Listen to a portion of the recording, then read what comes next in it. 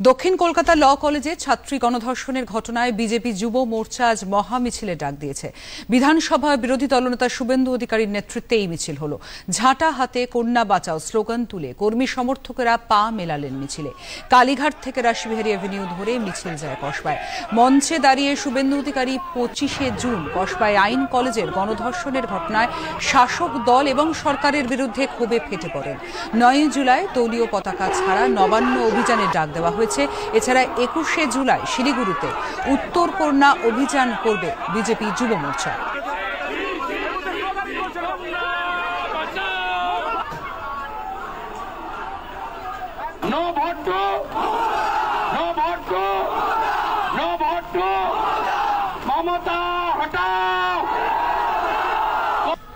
পশ্চিম বাংলার গর্ব নয়, এখন পশ্চিম বাংলার লজ্জা Kasba law college, south Calcutta law college মমতার সৌজন্যে এটা আজকে বাংলার লজ্জা।